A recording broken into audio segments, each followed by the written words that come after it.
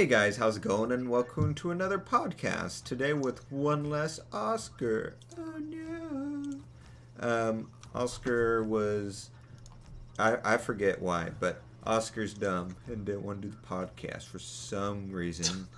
You're so mean. So it's just Joey and I. But we have a lot of cool topics to go over today.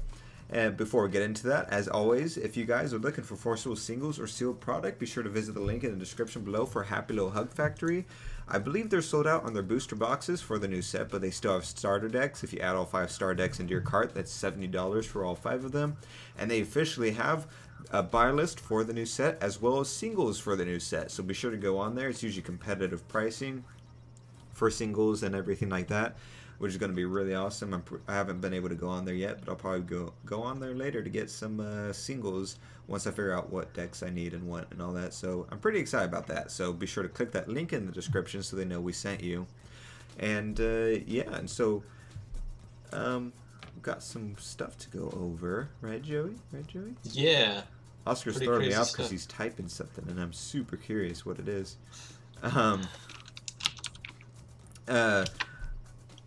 So, we're going to start with the big one, which is Worlds, and then we'll sort of go from there. There's a lot of random topics that we want to go over, so if we don't hit them all, we'll see. Hopefully Joey doesn't type a lot. But shut up. I'm looking stuff up.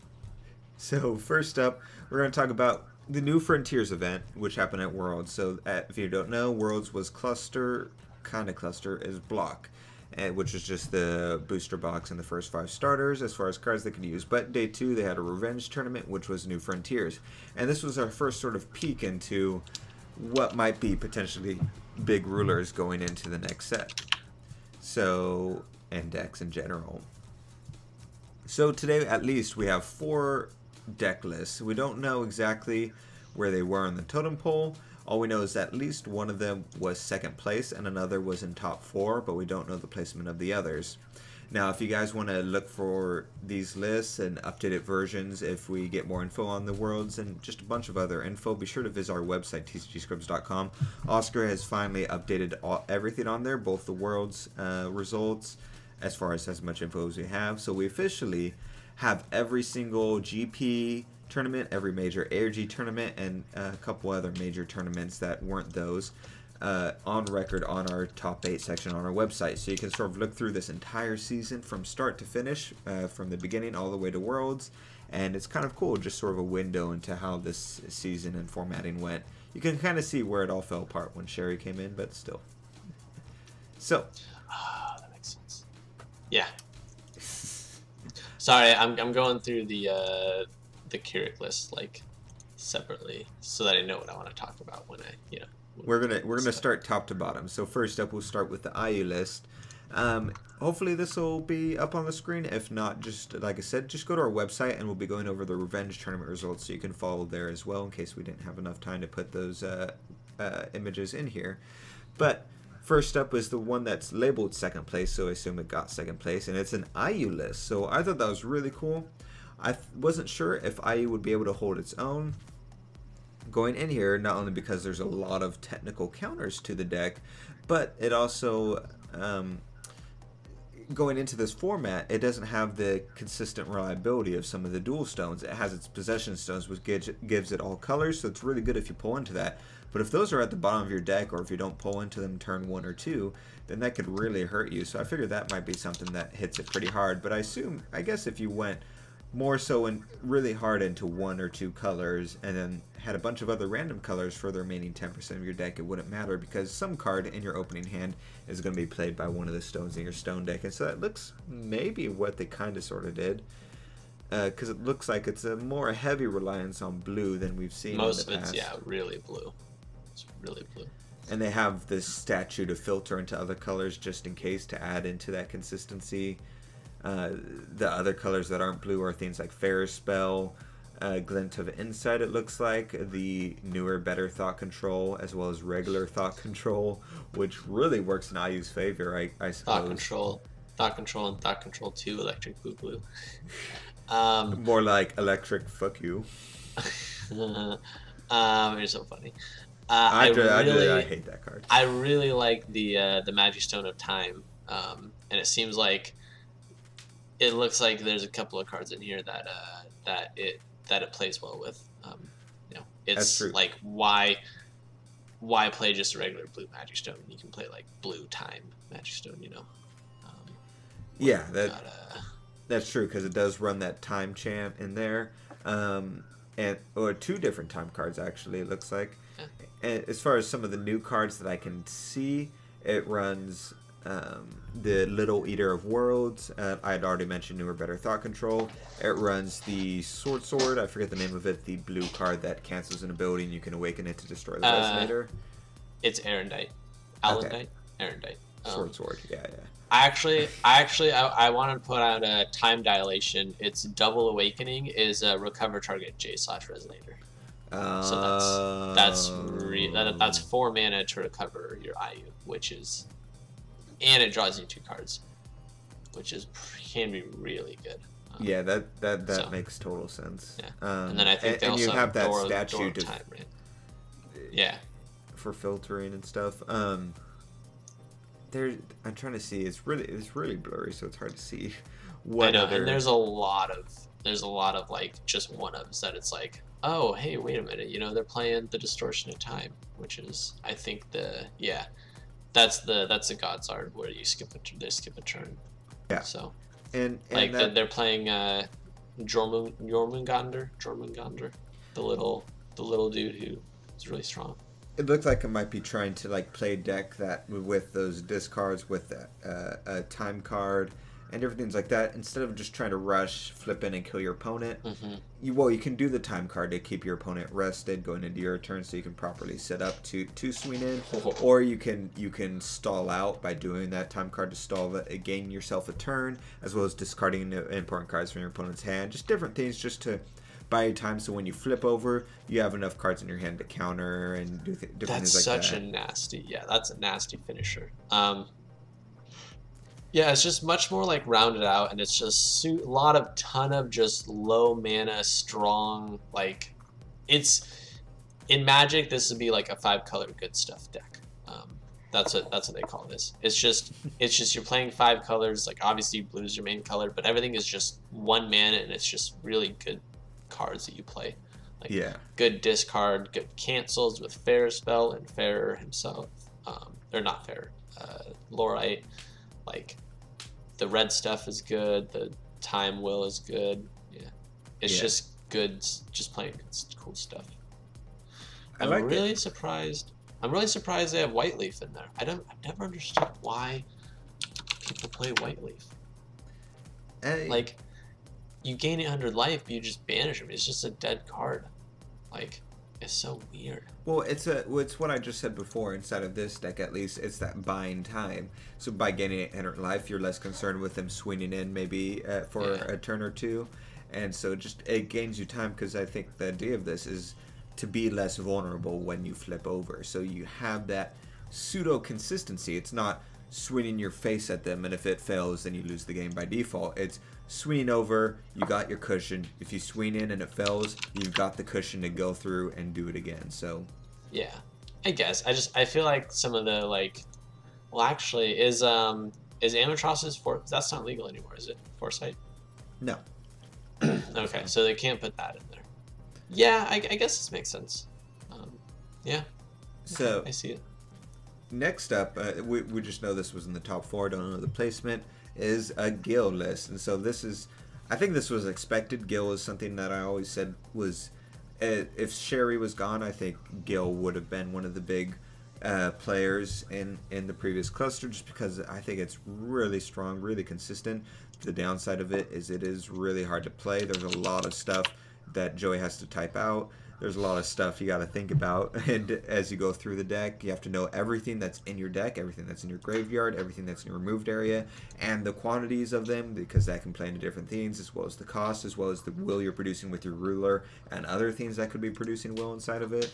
Like, there's just so much going on in that deck, but it doesn't feel as bad when you lose to it, for the most part, because there's just so much going on in it, with the exception of if they play the Gil Resonator, because it's like, well, now I don't like that card. I think that takes away what was so great about Gil, which was the skill level. But that being said, going into this cluster with dual stones gone, this is going to shine because everything good about this deck is already monocolor green.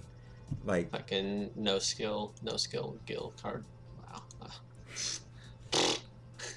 I just anyways, it can cycle Lorites. It seems, it's really good. Yeah. Well, like, I don't know. I feel like kind of cop-outy that, like, we've always said, like, oh, if you got, like, the right Gil list, and, like, this just seems like such a basic bitch Gil list that it's running Rune Story, which is a cool thing to point out now that Rune Story's unbanned. Show that card's still good. Oh yeah, I guess it does have what 1, 2, 3 black cards, so it's got a little bit of splashing. Well, and in answer to your question, Joey, it doesn't have to be a non-basic Gil list. The basic Gil list is super strong. It just it was overshadowed by Sherry. But I mean I wish, because it looks like how do you cast that? Do you Absolute Awareness? Does Absolute Awareness get you? Oh my gosh, you Absolute Awareness for the Blackstone. That's some goddamn spice right there. Yeah, right. That's the spiciest, coolest thing I've ever seen. Yeah, I guess it is kind of spicy, but what was it? It has the Speaking Stone and stuff like that. Although I don't know if that's relevant. But I'd actually have to read Speaking Stone. It's been a long time. I think the idea is that it's just another green X stone. I'm pretty sure. Don't worry, Colin. I got you. Are you gonna type something? Yeah. Okay, I googled Speaking Stone. It's I didn't know. Oh, hey, I found out how they actually play Ruin Story, guys. So Speaking Stone taps to produce green, and it taps to produce black, and you spend this fill only to play Story Chance. And I mean, it doesn't help with playing the Gil Resonator. And the stone is barrier. Like, what is barrier? What does it need barrier from? Okay. It needs it for Wanderer, Joey. So wow. Okay, so like that's so gay. Like, oh gosh, I hate Ruin Story now. Like you can just side in Speaking Stone for any the whole dual color. Like, oh, green might not play this because it's dual color. No, you just play this because you have Speaking Stone. To be fair, I mean, I don't think anyone would play the card, but there is a card that destroys a special magic stone your opponent controls. But does it destroy target special magic stone? Because I'll give you a hint what that doesn't destroy. Magic stones with barrier. What? See, they played this card. They made this card, and I don't think it ever really saw play. But still, it didn't because they didn't need it. Yeah. Well, yeah, they didn't need it at the time. But still, assuming they were assuming Sherry wasn't going to get banned, and so like, you know what she needs? She needs basically a dual color stone that has barrier going into the next cluster, just to make sure that she's never below any possible measure of any tier, not even in the special magic stone tier. She's still gonna. That makes me angry now. You've reignited anger for a card that's already banned. I should. It sides in black tiers, and you can cast black tiers with this too. God damn. Now. Ooh, I'm angry now. This is my anger, Joey. Ooh. Oh my goodness. I would have loved to have seen this deck only be able to play Ruin Story and the Gil Resonator by searching it with Absolute Awareness. That would have been so cool, but no. Instead, I guess we just get... Your dreams are crushed. Yeah, my dreams are crushed. And but next it's still a good list. It's a really good list. No. I'm sad it doesn't have the twins or whatever their names are, but it's okay. Mm-hmm. So I think the paladins are just better. The whole elemental list is. I'm surprised I don't have the Lorite disciples. I think that card is so strong, and it's definitely. I would think it would be strong. Yeah, but because of the 3 cost, I think that's what hurts it. And the consistency in this deck, you constantly want to be playing stuff, rotating stuff, and the only time you take a pause is to play the Gil Resonator. So if you're taking a pause to play Lord's Disciples, then that could, I don't know if that pause is necessarily worth it. But yeah, I guess you just need to slam down Gil. Yeah. And then like that's your win condition. And you just need fuel for Gil is all you need. So yeah, you're right. Just that Gil is just how you win. Yeah. Next up is Keurig. So once again, something we assumed would also be big, because he works really well inside of the monocolor format. Even though he is running black in here as well. Those Ray Owls are just super strong, I guess. Yeah, it's really good. It's really good tech. No, I'm a huge fan of like this whole list. He's only running 3 null magic stones, which is interesting. I feel like the damage you take is probably that's probably a perfectly fine ratio. But yeah, and he's running 2 nothing Welters, which is kind of cool. He's yeah, running 6. Well, not 6. 2 new cards. Am I missing some? He's running 4, 5, 6. Hold on.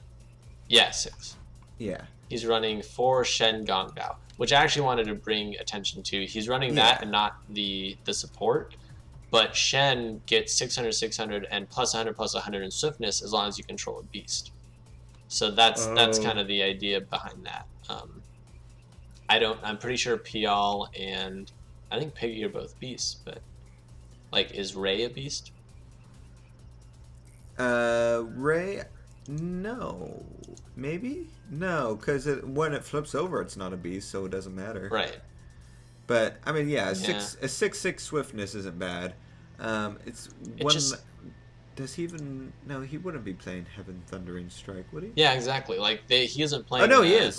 No, he isn't. No, he's playing the Heaven Thundering Dragon Palm. Yeah. It's really weird because you're not playing Black Spot Tiger. It's literally just in there for the +1/+1 swiftness if you have a beast. You know what? Hold on. So it's a 2-drop 7/7 swiftness. Okay. No, I understand. Type. Keurig is not a beast, so never mind. I was gonna check if he was a beast. I don't know. Maybe I'm right. I feel like there's better cards, but maybe a post-rotation there's not. For 2 cost, yeah. Yeah. So I mean, just 2 like cost what about why him and not the sandworms, right? Yeah. Sandworms are beasts in my opinion. But I mean, I get it. It's just it seems like the only beasts you have are small pigs and big pigs, and that's all.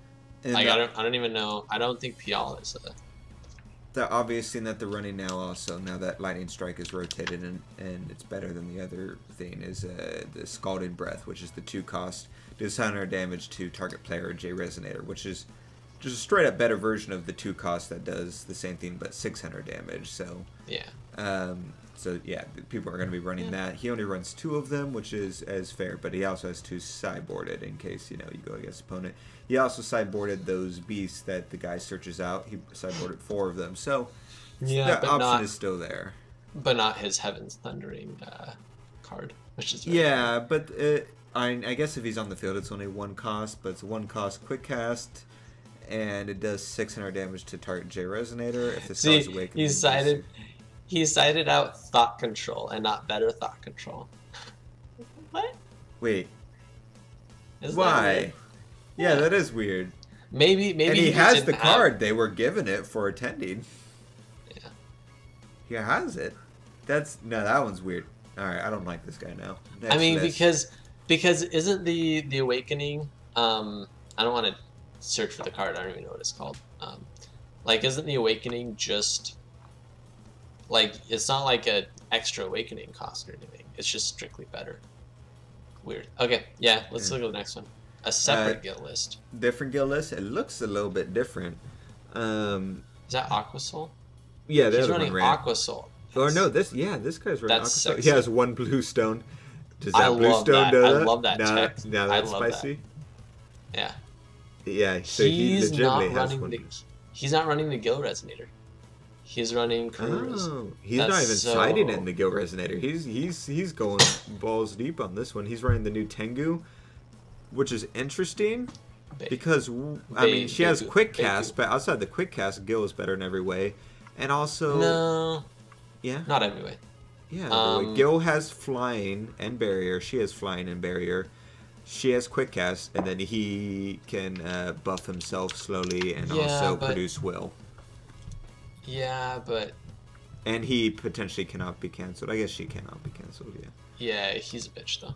So it's just quick cast versus non-quick cast, which I don't think is worth it for one well. Maybe. It's really hard to say. Like, and wouldn't you, especially inside of a green deck, instead run... maybe I'm just wrong, but I feel like it's better to run... Jupiter. He's 5-cost quick cast, and he can be cancelled, but he can also cancel stuff. So you're getting utility out of him. But so the thing I think is that like Karura has the flying, which ends games. Like the whole point of the quick cast is that you quick cast her as a defender, and you also are able to you're also able to play on your opponent's turn. Like, you know, if you need to cancel something they play, you can do that, or if you need to block something that they play, like she serves as like pseudo removal by playing her as a quick cast at quick cast speed by blocking. Yeah, but it's so easy because you pass turn and you have 5 open well, and your opponent's like, wonder what's going on here, and so it's easy to play around. Whereas if it's Jupiter, they can't play around it because if they don't play, you win. If they play, you can cancel it and you win. But see, like I don't disagree, but like Jupiter, you miss out for playing him as a blocker because you're not getting a chant. You know what I'm saying? Mm. Like Karura comes in and she blocks, and then she starts attacking the next turn with her flying. But she comes in and she blocks, and that's the main point. Like Jupiter comes in and he cancels a chant, and then he bounces something. Like it's just slightly different. I don't know. Like I don't disagree with you. I get why this guy is playing Karura. I get the choices. But also Jupiter can be canceled. Like Ferris Spell cancels Jupiter, so. Yeah, but this guy's not running Ferris. Oh no, he is running Ferris Spell. And other people are running Ferris Spell. But it's just different strokes. Is that Dawn of the Earth? What's that last No, card? that's Arrival of the Hero. Dawn of the Earth is rotated. Okay. So if he's Judgment, he gets to just kill stuff. And then just a lot of different elementals. And the sideboard has Scarlet's Agony, has Rune Story. It has a lot of story chants. Scarlet's Agony, Rune Story, Viola. Whatever that other story chant is, and then Black Tears, I think. Yeah, running Viola as well. It's pretty interesting. I'd be curious to see that. I'd want to see that play against the other guild list and see like how exactly they play it, match up against each other. Yeah, I'm really disappointed we haven't gotten the Chimini list in yet. The what? Oh, the Chimimi. Yeah. In case you guys list. aren't aware, there was a Chimimi that made it into top 8 at that New Frontiers event, which I thought was awesome. But yeah, we don't have the list for it yet. So okay, so let's, it's been 20 minutes. No, that's not bad. We just have hundreds of more stuff to talk about.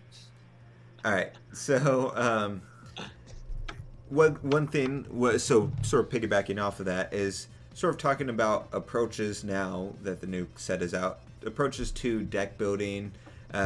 Is it better to use the new rulers or old rulers, and sort of what decks we might have built so far or planning to build and stuff like that? So do you have any sort of initial thoughts on that, Joey?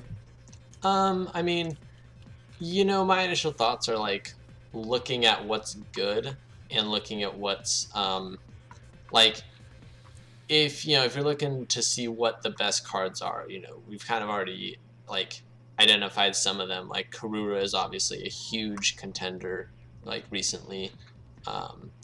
You've got like some of the other new stuff. We're kind of seeing that Gil is it's just like when you're looking at the new stuff, there's just some cards that are just really strong that are popping out to me.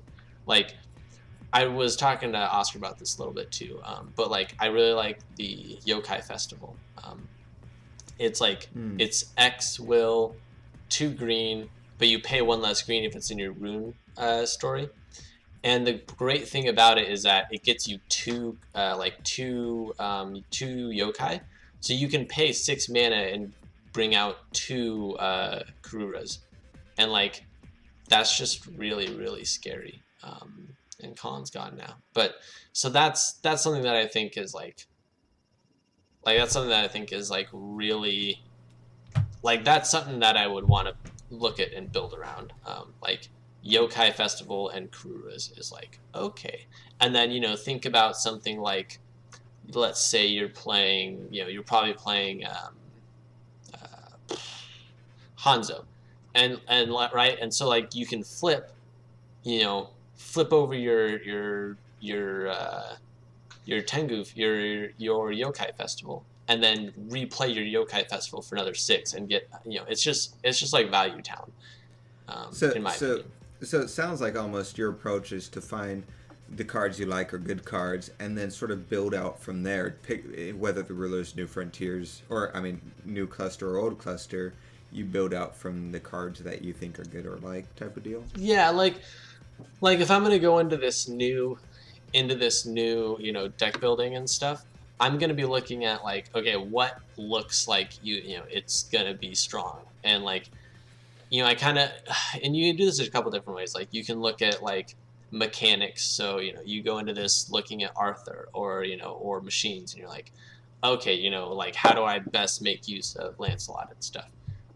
In this case, like, you know, I identified Yokai Festival. Other people are going to look at, you know, something like Arthur or Lancelot or Donut Drone and be like, you know what?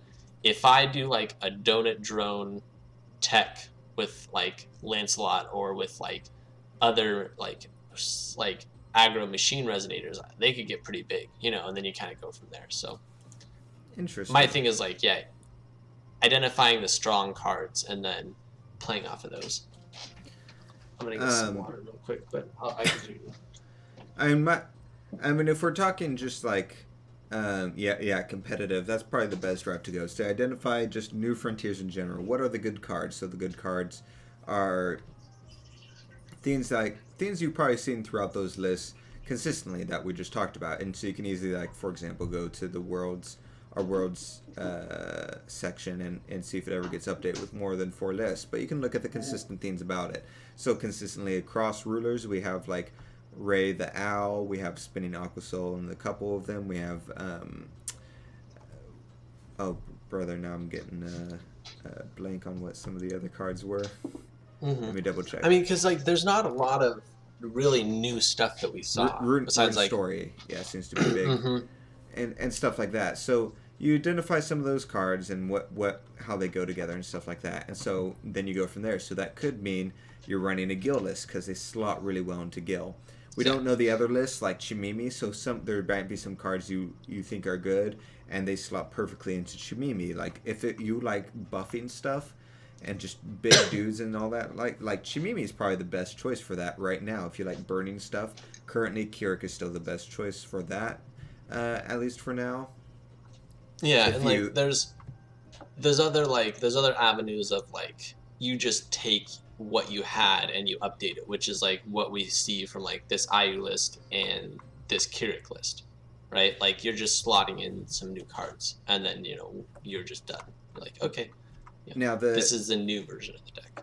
If you're like new to the game and you're trying to figure out what direction to go for deck building, where to start, the best way to do it is to start with a starter deck. So you grab a starter deck. For example, I have to edit it. So I'm debating still whether to upload this to the main channel, if we'll do it for Patreon or not. I'll let you guys know, I guess, when that happens. But we recorded a video, Oscar and I, where we recorded top down of us at a table, and we just were like, all right, we're just going to make a deck. And so you saw us like just thumbing through cards, sort of voicing our thoughts on what we're looking for. For the most part, we're kind of tired, so I'll edit around that. But it literally started with me. I was like, this is how I build decks. I'm like, I like the machines. I really like Lancelot and Arthur. I think they're super cool. So all I did was I pulled out. I hadn't opened it yet, so I opened up my starter deck. I thumb through the cards that are pertinent, that go with Lancelot, in this case runes and runes separately. And the ones I like, I set in a pile. Ones I don't like, I set in another pile. And ones that are not going in the deck, you know, set to the side. And then I go through all of the cards I have, which should be pretty much every card in the set in some fashion, from the new cluster. Same thing. And I'm going mono blue, so I just go through all the blue cards, choose what I think is good, not good, and maybe. And then from there, I see how many cards are in the deck, and then I go into the old cluster. And I do the old cluster last because of how tribal the new decks are. Odds are most of what I want and need is in this new stuff, especially if you're going in monocolor. But I grab stuff from there, and then that's how I built the deck from there. So that's going to be sort of my technique going forward, because I'm not going to, with the exception of Panda and I think probably one other ruler, I'm probably not going to revisit the old rulers too much. So my technique from now on is just grabbing the star deck with the new ruler, going through it, deciding what I like and don't like, and then slotting in cards from the new set and old sets. And it's pretty apparent how, if a card is good or not, and can slot in there. Where it starts to get a little bit more, you know, skill intensive is as soon as you add another color to it. And then you gotta, especially inside of, you know, stuff, for the most part, with some exceptions like Speaking Stone and stuff like that, it's pretty much monocolor. So trying to figure out the correct ways to do that, putting in the statue to filter colors, and then figuring out what combos work best, because if you're running multiple colors, you want them to be combos and not just a bunch of random strong cards you put together, because then it's just not going to work out. You need it to be synergetic. So if you're running blue that's machines, what you want to do is, my next step, now that I have the blue deck built, is I'm going to try to attempt to splash yellow in it, because yellow does have things to put counters on cards. It has a way to buff cards, a way to add just utility to the blue cards that are not passively given there, that it actually adds to it and isn't just a random side thing. So right, like the Magic Crest you've been harping on. Yeah, the Magic Crest is the perfect example, and there's a couple others. I have to go through it because off the top of my head, I'm having a hard time differentiating what is rotated and what not, since I was just so like enveloped into Lapis cluster. Like, I think that, yeah, because that was the first cluster that we were in start to finish when we were in this game. We came in midway through Alice cluster, so it's going to be taking me a minute to shake some of that off, but. So, just as an in general thing, that's how you go start to finish. I think now going forward is really easy to deck build, especially with how tribal everything is. And stuff before it was pretty tribal, so I think everything is starting to become very streamlined. Not in the sense of you have to build this in this deck, but in the sense of if you're new to the game, it's easy to build a deck. And then the more skilled you are, the more you can branch out and do other stuff. But I definitely agree with that. And like there's other ways to go about deck building. Like I know a lot of people, what they do is they'll dig really deeply into like really obscure combos, and they'll be like, oh, this card combos with this completely unrelated card, and it's like, how do I get from A to B? And then you just build the deck around that, and somehow you come up with like ridiculous stuff. And use the Forcible database. Let me real quick say fowdb.altervista.org, and so you just go there. And what I do is sometimes, like, say I want to build a deck that one of the main function says discard, make your opponent discard cards. Let's say you want to be an asshole. So you go in the search bar and you just type in discard and press enter, and it'll pull up every time the word discard is said in a word. Sometimes it's relevant. Sometimes it's stuff, you don't want, like, hey, when you play this card, you discard a card. Obviously, you don't want to play that card.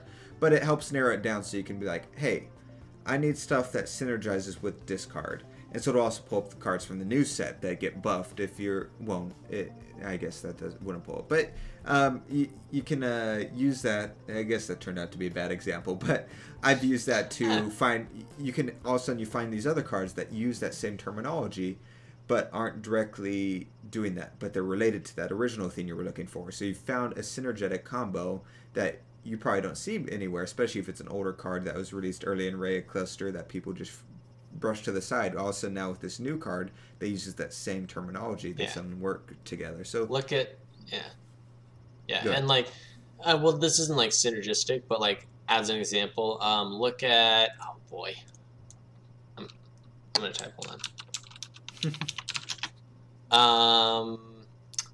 Oh boy, look at how it's at. I'm gonna be doing a Joe's Corner about this eventually. Oh.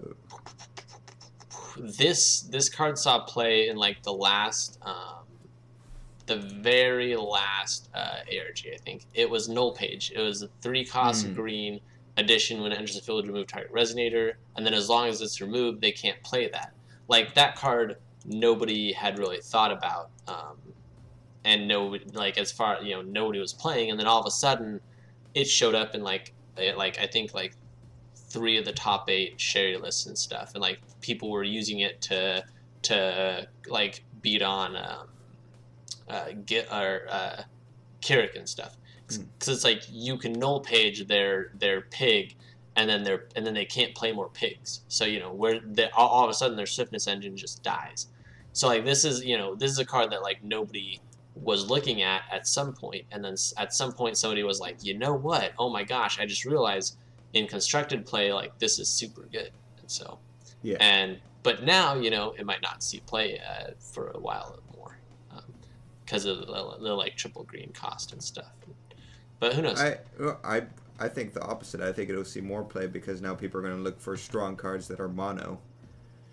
Yeah, I mean, I think it will. The only thing is, like, let's say Gil and like Karura are really popular. Like this doesn't do anything to them. So like look at like, especially if we look at Gil, like playing the Gil resonator with this doesn't get you anywhere versus that. But against Kirik, I still think it's really strong. And then but if you're playing Gil, which is a popular green deck, like what are you siding out to put this in? So but just like this is a card that people a lot of people slept on and they didn't think about it, and then all of a sudden it jumps back into play. Kind of like Colin was saying. But yeah, so that's sort of that. So going from Worlds to sort of the deck, we're gonna break down until we're like in the super meta level. So next up is to talking about the product itself.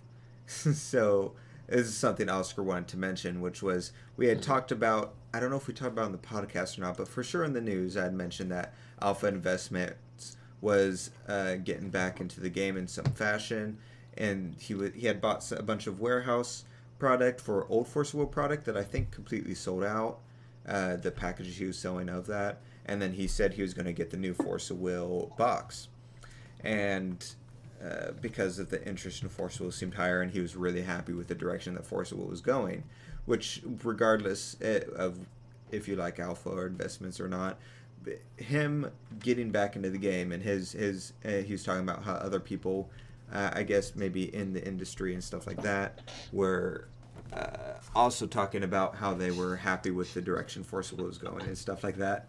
I think that's a good thing to find out that bigger people are taking interest in the game. So hopefully we'll see how that goes. But he put the product on sale on Friday.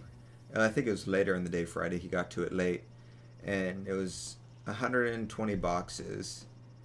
And first we'll start out with, he had 120 boxes, and he said that his distributor said that there won't be a reprint of it, of New Dawn Races. Yeah. I guess that's what Oscar was saying. I would kind of wish we had him here to clarify, but well, no, that I read his stuff too, so I know. Okay.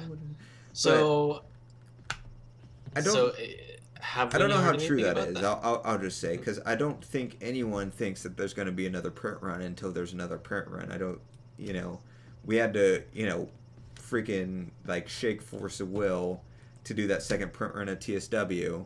And they're like, okay, fine, just give us 3 months. And then it was like, well, we're not going to care by then. And so maybe, so there's that section. But it also could be maybe Force Will was telling people there won't be another print run because people didn't buy the TSW reprint. Because, once again, they took forever to bring it out and also had absolute zero communication with players, local game stores, distributors. Nobody knew what was going on with that second print run when it was coming out, so everyone gave up and just bought singles or overpaid for booster boxes. Colin's getting mad now. Well, no, I'm just saying the Colin engine has started. I'm hoping they fix this in the future, but it's the force of will policy of, wow, we did this thing completely wrong, and we're going to take the completely wrong message out of it, which was, oh, people don't want reprints. It's like, no, we want reprints. We just don't want them to be released within a couple weeks of the next set, essentially, and also not know when they're released, and nobody knows when they're released, so we don't know whether or not to save our money or to spend it. And then when it is released, like, certain places are getting it and certain places aren't getting it, so the people who wanted that reprint aren't getting it because it's not coming to their specific store. There was no communication on that front. Like, it was just very ill-handled. So I'm hoping they're not, once again, taking the wrong message out of that and thinking people don't want reprints. The good thing is that apparently a day later he said he was sold out of product. So and he actually had to refund pre-orders, I imagine.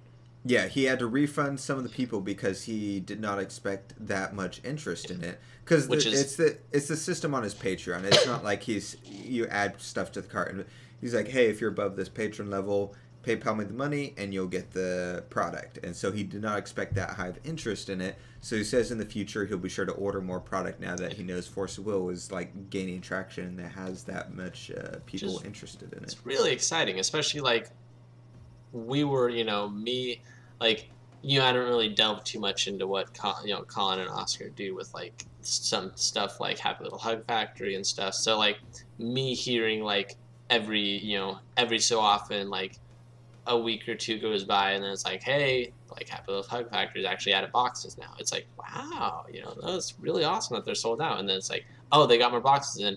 Oh, they're out of boxes again. It's like, wow, this might be, this is good that it sounds like it's selling. So yeah, so hopefully they don't not print it again. I mean, maybe that's the direction they'll go to try and keep the prices high, but my fear is that what it could easily fall into what happened with Castor Chronicles, where the first set completely sold out and they never printed it again, but there was a lot of stables in that set, and so it was either you buy that set for super expensive or you buy all the singles in it with the exception of the crap stuff, which is so expensive, and it's just not worth it to buy a lot of that stuff for that price. And so the hope is to avoid that Force of Will. So if in 6 months people are getting to the game, they're like, all right, what cards do I need? And it's like, well, a lot of those cards are in that first set. You can probably find some places selling it for $200 on eBay, or you can just get the cards you need. It's going to be $20 for this card and all that stuff, and then people are turned off by that. Not saying it would get that bad, but like, you don't want to. I don't know. It's going to be interesting. And along those same lines of product, Oscar also mentioned that Core TCG, that website Core TCG, is selling product again. He said they haven't been around since Echoes of the New World, and even then they didn't carry much product. But he said they've gone all in on this set, and they I think they're selling singles as well as the star deck and booster and everything. So they're going all in on Force of Will. So that's another big sort of entity getting back into the game with a new set. So that's super exciting. And Oscar also wanted to point out that Core TCG is technically Joey's local game store, so Joey can start playing again. It's literally, I googled it again. It's like an hour away now. Oh, really? An hour to drive to your local game store? An hour, I wonder what that's like. An hour and a half. Okay, and it's not my local game store. My local game store is 5 minutes away.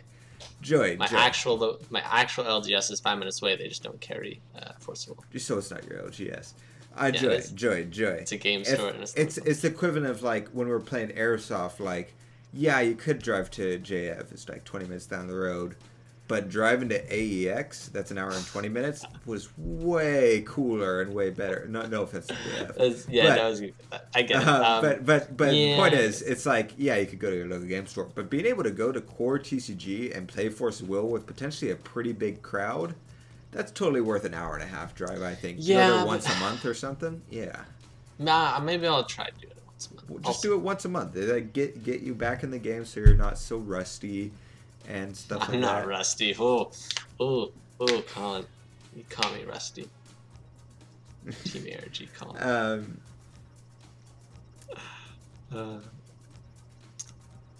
I'm trying to read through Oscar's notes here, so give me one sec. Um, but oh We'll yeah, just okay. we'll just skip that one. Yeah. We're winding down here. Is the last thing. Yeah, I was skipping. Oscar went on a tangent about Joey, but so the last thing is we went to see a while back. I forget. It was after the Australia GP, maybe. We had one of the players there, Misha, on, and so we went to see if they expressed interest on coming on here again to sort of talk about Worlds and stuff like that. They had attended Worlds, and so was you guys interested in another interview type thing, or is more of a discussion really? And if so, let us know. And also, if you're interested, let us know some of the topics you'd like to talk about, questions you might have for him and stuff like that. So that was sort of any thoughts on that, kind of Joey? exciting, huh? Yeah, I just said any thoughts on that, Joey? Yeah, no, that'd be really exciting. I would love to hear like how many people there were, like if people were excited, like if there was any other crazy stuff that happened, like The general what the atmosphere, decks were, huh? the general atmosphere, like did it Yeah, seem more yeah. like electric than past Worlds, or was it relatively the same? Yeah, just it's a lot of stuff we could talk about. Did he take place in the New Frontier stuff? Like, did he see the Chamimi list? Just stuff like that. Yeah. All right, but with that, we'll go ahead and close it out. Thanks, guys, for joining us once again. Oscar will be back next week. It was just circumstances this week, Or will he? Yeah, he will. Okay. Yeah, and hopefully, hopefully a new video series we're doing came out. And yeah, bye. Yeah. Bye.